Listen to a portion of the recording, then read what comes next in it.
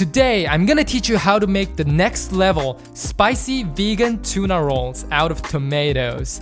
If you love sushi, I'm sure you love tuna. But now, can vegan sushi be good? Well, I've tried this recipe multiple times and I've nailed it every single time. It tastes just like fancy restaurant sushi. I mean, American. The most important element in sushi is the rice, not the fish. So first, let's get the rice right. So for the rice, you need either short grain Japanese rice or medium grain California rice. And if you live in the US, you can just simply look for some that is labeled as sushi rice. I'm using this traditional Japanese measuring cup for rice. 1 scoop is equal to about 1.3 US cups, and that's gonna make about 2 rolls. Put the rice in fresh cold water into the rice cooker and wash the rice by grabbing and stirring the rice. Drain the water and repeat the process about 3 times until the water gets fairly transparent. Now you don't want to overwash the rice. 3 to 4 times should be just enough. When you're done, add the same amount of fresh cold water to the rice cooker along with the rice. That is 1.3 cups. Now here's my secret ingredient, kombu, which is dried kelp. This is gonna add so much umami to the rice. If you don't have kombu, you can just add kombu dashi, but that's also optional. Put the kombu into the rice cooker and cook the rice. Next, get a handful of raw cashews and soak them in hot water in the bowl. They're gonna make our sauce later, so set aside for now. For the tuna, I'm using 2 red beefsteak tomatoes. I've seen recipes using tomatoes and watermelon to replicate tuna, and I figured watermelon seems to do better visually, but it would be a bit too sweet for sushi, so I'm using tomatoes. If you can find underripe tomatoes, that would be better because they stay firmer and have less of that tomato flavor.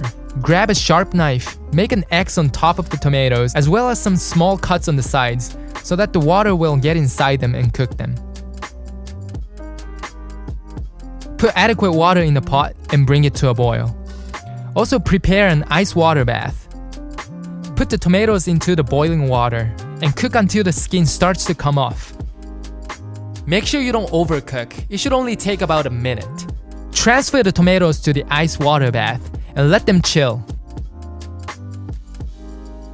Now I'm gonna make the marinade. Get a bag or a container. To the container, add 2 tablespoons of soy sauce, a teaspoon of optional rice vinegar, a teaspoon of ginger paste or grated ginger, 1 tablespoon of sesame oil, which is gonna give that fattiness, and 1 tablespoon of mirin or cooking sake. Mirin is a traditional Japanese sugary alcoholic condiment, and if you don't have that, you can use cooking sake or even regular sake instead with a teaspoon of sugar, or just simply skip the alcohol. Add some hand-chopped nori, and finally add about a tablespoon of kombu dashi. Nori and kombu dashi are both made from seaweed, and they're gonna add that rich sea flavor. And yes, that is actual seafood. Vegan seafood exists. Shake the container and make sure every piece of nori is soaked in the marinade. The tomatoes are cooled, and the skin should easily come off. Cut them into quarters and remove all the seeds and the wet stuff. I'm sorry, this is kind of graphic, but this is just what you have to go through to turn tomatoes into a tuna-like substance. Try not to waste any food. You can save the seeds and the wet stuff for another dish. Dice the tomatoes into small cubes. The tomatoes are soft, so they're not going to be perfect cubes, and that's all good. Toss all the tomato cubes into the marinade and mix well. I'll let the tomatoes marinate in the fridge for about half an hour to an hour. You can even let it marinate overnight. In the meantime, I'm gonna make the spicy cashew cream sauce. Get the soggy cashews, soy milk, mustard, nutritional yeast, and this time I'm using this mysterious hot sauce. You can use any hot sauce, sriracha is perfect. Get all of those into a food processor or blender. And if you love garlic like me, you can add 1 clove to it. No more than that, you'll regret. And blend until smooth.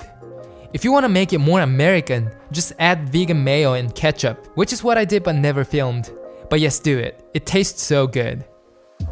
As you can see, this right here was pretty thick, so I added more soy milk to it later. Now the rice is cooked. Get some rice vinegar, sugar, and salt ready. To a bowl, add 1 tablespoon of rice vinegar, half a tablespoon of sugar, and just a pinch of salt, and mix well. And pour the mixture onto the rice, and mix well with a spoon or a spatula. Make sure you break down every chunk of rice, flip the rice, and try to coat all of it with the liquid so that you have very consistent sushi rice. Once the tomatoes, tuna at this point, are finished marinating, get them out of the fridge and squeeze all the liquid out. You want them as dry as possible. Now you have the vegan tuna. Get a sheet of nori and a bowl of water and a bamboo sushi rolling mat. Now everything is ready. It's time for the fun part. Let's roll the sushi. Place the nori sheet on the mat, smooth side down. Wet your fingers, grab a handful of rice, and just drop it in the center of the nori. And press down and spread the rice evenly across the nori sheet. Wet your fingers every time you grab more rice so the rice doesn't stick to them. Make it as flat as possible.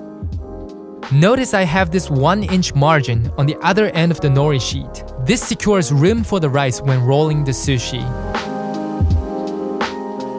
Now place the vegan tuna on top. Roll. Add pressure.